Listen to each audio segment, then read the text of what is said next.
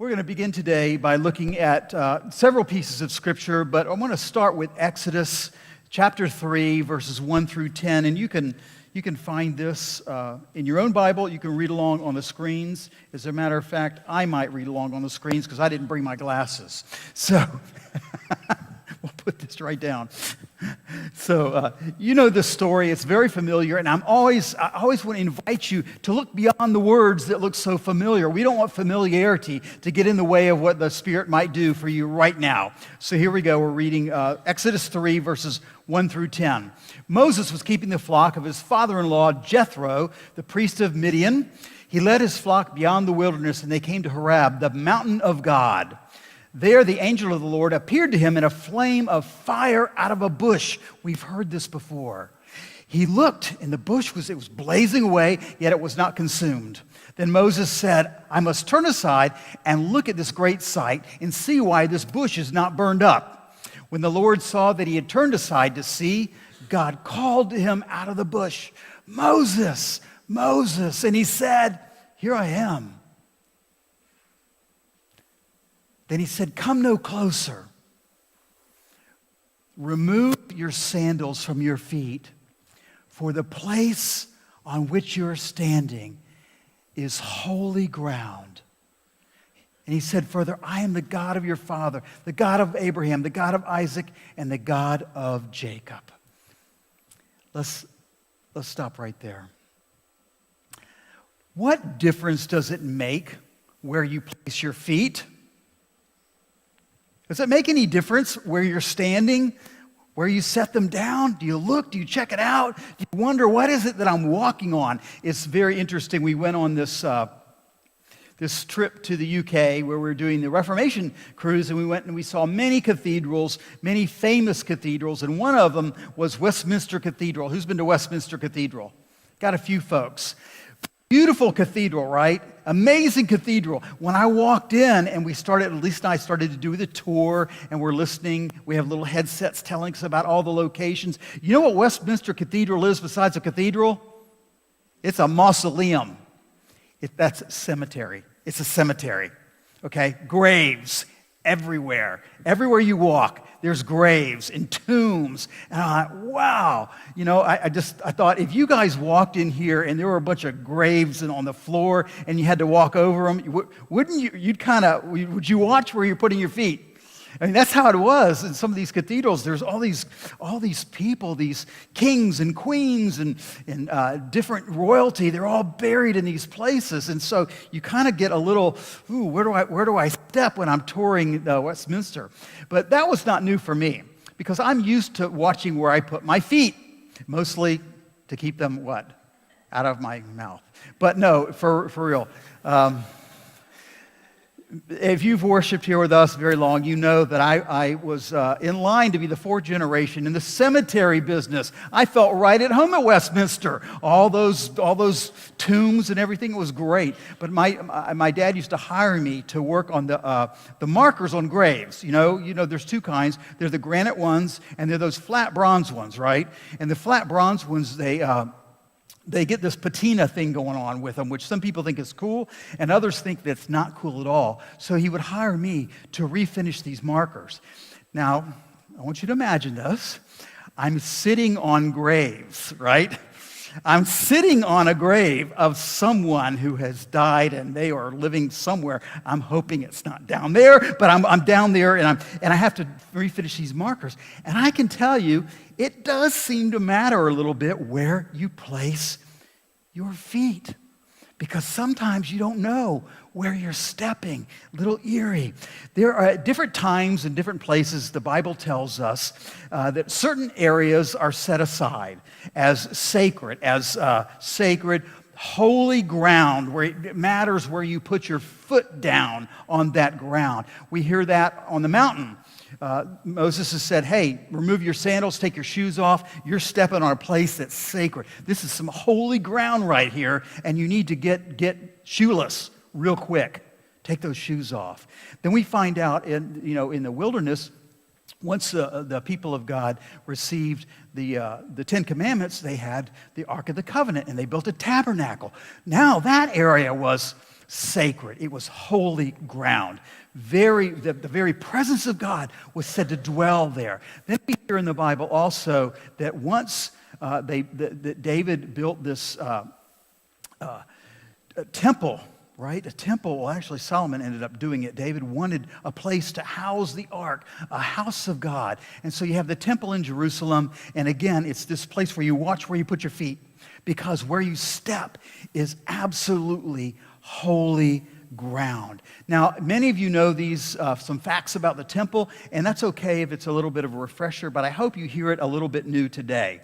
In the temple, there was a holy place, kind of this, a bit of an antechamber, this little room, but then in the very back of the temple, after you went through the holy place, then you really stepped it up, because now there's the super holy place. Actually, it was called the Holy of Holies, the Kodesh HaKodushim. That's the holy place of the holy places. That means of all the places everywhere, this is the most holy of all, and it was reserved for the very presence of God. That was that place where God was in there living. God was enthroned in that area. And it was so holy, the Holy of Holies. Now, the reason you had a Holy of Holies, a holy place, and a Holy of Holies, there was a big veil that separated those rooms, because one, only certain people could go in. So this big veil was called a parashet. Parashet. Just think of a curtain. In your translations, if you look at your Bible today, it either says a veil or it says a curtain. The Hebrew there is parashet. And the Bible uses that to describe this dividing kind of curtain that separates the holy place from the Holy of Holies, that place where God is actually living, dwelling, the presence of God. Now, parashet means divider, separator that hides. Okay, can you get the picture? It's the separator that hides. So what it's hiding is it's shielding the sinfulness of humankind away from the presence of God. So on the one side, the holy place, and out into the temple and into the courtyard and into the world is sinful humankind. But behind that veil, behind that parashet, that is a place of ultimate holiness of God. And the sinfulness of man couldn't touch. So you needed that separator that hides. Now, when I've read this passage, and I know it's familiar to many of you, when I read this passage and I hear there's a veil separating the two chambers, I think of sometimes maybe a wedding veil, right? Or some kind of, it's just a nice little piece of cloth going across. Just maybe you could sort of see through it. But the more I looked into this passage and the more research I did, even the pastor of 30 years can learn something brand new. Veil is really a misnomer. I wouldn't even use that term to describe the curtain. Here's how it's talked about. It was a thick curtain, a magnificent piece of very fine linen fabric, and it was made with blue and purple and scarlet yarns. And there were figures in some traditions, figures of cherubim. These angels are embroidered onto this veil, this curtain. And we already know no one was allowed in, right? No one except the high priest, the Kohen Gadol. That's the high priest. And only he could enter once a year on the Day of Atonement, and we know that's called Yom Kippur. And so when he went in, even though he was allowed in once a year on Yom Kippur, he also had to prepare a blood sacrifice and incense, and those things were spread amongst the mercy seat inside of that Holy of Holies. He's making a sin atonement, right? Blood sacrifice for sinfulness of outside, and the other side of that Holy of Holies, he's making this for the sins of himself and for the sins of the people. But when I looked into this veil, I realized this thing is much larger and much thicker than I ever imagined. The veil was a double veil. Now, when we think of a curtain, I think we think of theaters or maybe a performance theater where the curtain closes in the middle. It didn't do that. It actually overlapped. And actually, the priest didn't enter from the middle. The priest entered from the side. It was almost like a little maze. You'd go in one side, and then around the corner and into the other. So it's this little maze through the veil. And I think we have a picture. There we go. Great picture up there on the screen. So here's what kind of just opened my mind to what this veil, this curtain was all about. It said it would have been 100 or 200 square yards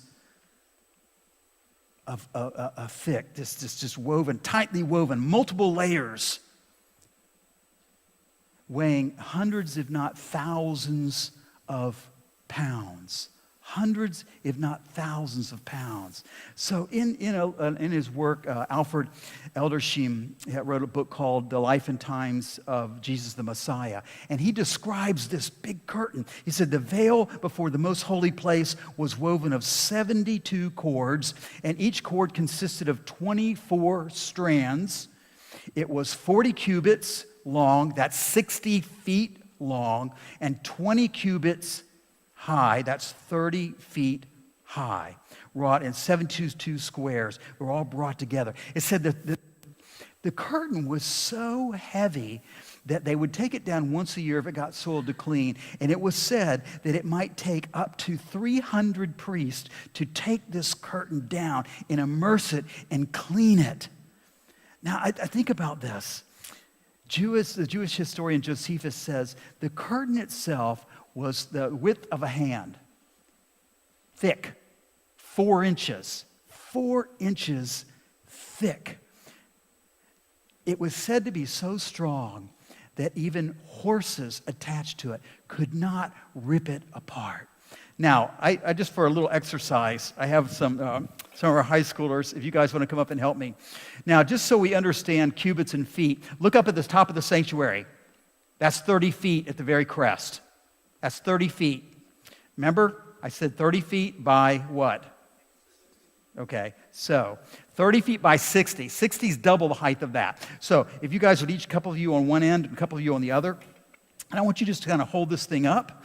There you go. Yeah, just anyway, hold it straight up. I know it's a lovely color. It matches the red of the floor so well, doesn't it? So, okay, drop one end down. Well, you can just like that. Now, without knocking over everything on the chancel, I just kind of, pull on that thing. Just think you guys can pull that thing apart. Okay, boy, you should have put up. Yeah, it's not fair. Okay, I see what you did here. I see what you did. Okay, so now hold it up. I would say that's about 1/4 of an inch thick, maybe, right? Think we could pull it apart? Think we could attach horses to it and pull it apart? So Josephus says 4 inches, the width of a hand, thick, this way. 60 feet by 30 feet. Thanks, y'all can put it back down, but put it exactly, perfectly symmetrical. Yeah, There you go. That's close. Okay. So have you got a picture of the curtain? The veil that separates? I never imagined it being so big and so strong. So I think it's kind of interesting. If you look at the story, and we're not exactly telling the crucifixion story today, but if you look at that story of the crucifixion, and it talks about the curtain being ripped, to me, it put it in a completely different picture of this huge curtain as tall as the ceiling and thick. Now, they say Josephus elaborated a little bit, but even if it wasn't 4 inches, maybe it was 2 inches, maybe even 1 inch. This is about 1/4 of an inch. This huge curtain being ripped down the center. So I saw one fella, he's a Baptist preacher, his name's Jeff Thomas, and he kind of created this little narrative about this carpet. He's imagining this, of course, curtain in the story. He's imagining being there. He's imagining this curtain in the temple, and he says this. He's thinking, how would this have happened? How would the curtain have been torn in two? let's just say we're not quite fully on board with believing this really happened, right? Maybe somehow somebody got in there. So he says this: you'd have to smuggle into the holy place a ladder that's 30 feet tall, okay, because you got to get to the top of the curtain. It said it was torn from the top to the bottom. And then you start hacking away. You got your axe up there, or you got your broadsword, and you're hacking away at this thing that's so thick, and you're 30 feet up in the air. And all that's going on. And then there are priests on duty in the temple. And you know what happens if they catch you in the Holy of Holies or messing with the curtain? You'd be summarily executed.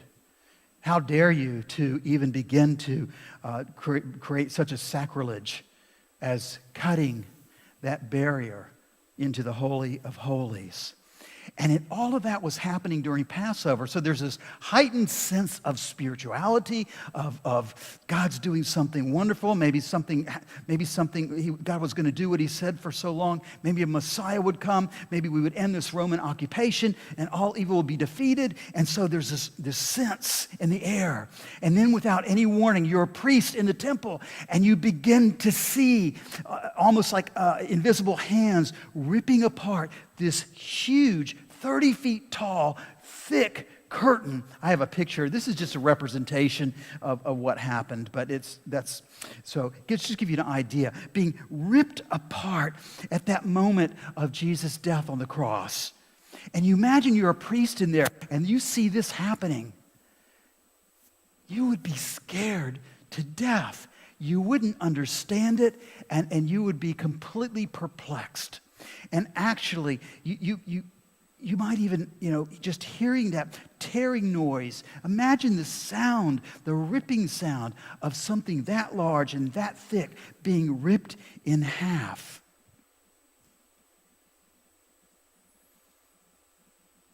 There are reports that in some traditions in the Talmud that the Jewish historians actually report something strange was happening in the temple during this time. They don't exactly associate it with Jesus' death, but they say there were strange occurrences that were happening in the temple. But for us, it represents that veil that had created that barrier between humankind and God. Was beginning to break down. It was beginning, as thick and strong as it was beginning to pull apart.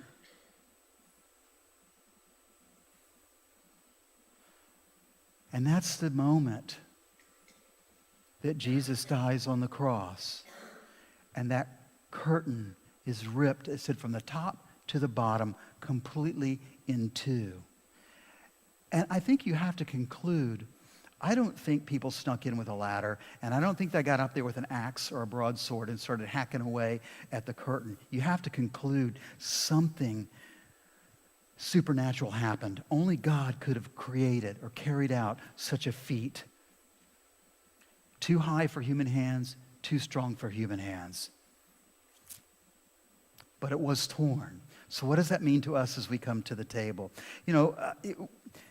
One of the things it means is we have the ability to boldly enter into the presence of God. I want to read a couple of passages out of Hebrews. This is Hebrews 6, 19 and 20. It says this. Now listen to these words. Imagine the curtain, imagine the thickness, imagine it being torn, imagine all the things that people witnessed that day. And it says this. We have this hope, a sure and steadfast anchor of the soul, a hope that enters into the inner sanctuary, the inner shrine, behind the curtain. You got the image? Hebrews is talking about the temple, behind the curtain, where Jesus, a forerunner on our behalf, has entered, having become a high priest forever, according to the order of Melchizedek. What this is talking about is we, on this side of the resurrection, are living, or at least we now should be living, with shoeless faith. That's the title of the message today. Shoeless faith. Living like we're walking and stepping on holy ground. Listen to the rest of Hebrews. This is out of the Phillips translation. This is 19 through 25. So by virtue of the blood of Jesus, you and I, my brothers, may now have courage to enter the Holy of Holies by way of the one who died and yet is alive, who has made for us a holy means of entry by himself passing through the curtain. That is his own human nature. Further, since we have a great high priest set over the household of God, let us draw near with true hearts and fullest confidence, knowing that our innermost souls have been purified by the sprinkling of his blood, just as our bodies are cleansed by the washing of clean water. I never put that together so well as I did once I understood the curtain and the whole, the technical aspects of it and what it was doing. So I have to ask you, where is your holy ground? Where is it? It makes a difference when you know where you're placing your feet. Because ever since that day that the curtain tore in two, where we plant our feet as Christians is holy ground. So shoeless faith means we're living like that. We're understanding when we place our feet, it's not just here at this table, but it's everywhere out into the world. Holy ground can be everywhere. And nothing is exempted from that. So I'm going to give you 3 quick points, and then we're going to come and celebrate at the table. If you want to understand, as your foot is being placed on the ground, what you're stepping onto, remember this, that we need to be attentive to God's presence. It's no longer limited to the Holy of Holies. And the Psalm 105 says, seek the strength of God. Seek his presence continually. Okay, be attentive to God's presence. Second, be responsive. We're supposed to be responsive to God's presence. One is attentive. Hey, I noticed it. The other is, what are you going to do about it? God called Moses. Hey, Moses. Moses said, here I am. He said, come no closer. Take your sandals off your feet, for the ground in which you're standing is holy ground. And Moses was responsive.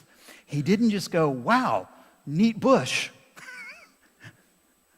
Wow, neat God. Yes, Lord, I'll do what you say, being responsive. Third, holy ground always comes with a purpose. If you read the rest of that story, and I didn't do it today in Exodus, but it does talk about how God was responding to the cry of the Israelites. They're in bondage. And so God says, I want you to go forth and bring my people. I want you to lead them. I want you to guide them. I want you to walk with them. In other words, I want you to be obedient to what I'm asking you to do. Holy ground comes with a purpose. When you put your foot down on holy ground, it has a purpose in your life. So here's 3 things to think about. Family is your holy ground. When you put your foot down in your family, you're stepping on holy ground. Take your shoes off. Live with shoeless faith. Be attentive. Be responsive. There's a purpose there. Your relationships. You ever thought about this? You're in relationships with people all the time. Some of them aren't so good, some of them are. But you know what? Because of Jesus, because of that curtain, when you step into a relationship with anybody, it's holy ground. Be attentive to God's presence there. Be responsive. Holy ground comes with a purpose. And your work. I know folks work in the workplace is different. We have, it's amazing in the church. We've even had people come and work for us doing different projects in the church, and they kind of rip us off. And you go, oh gosh, they're going to rip the church off? Yeah, they are. But you know what? Even in your work, it's holy ground. Look where you're stepping. Live there with shoeless faith. If you work a job, if you volunteer, when you step foot there, it's holy ground. Shoeless faith. Be attentive to God's presence. Be responsive. Holy ground comes with a purpose. All these things, nothing's exempted from this holy ground. So in your mind, as we come forward now to this table, set yourself as shoeless. Just think about it. Think about, it's holy ground. I'm walking in a very sacred place. And as you do that, then come to the table. Let me pray.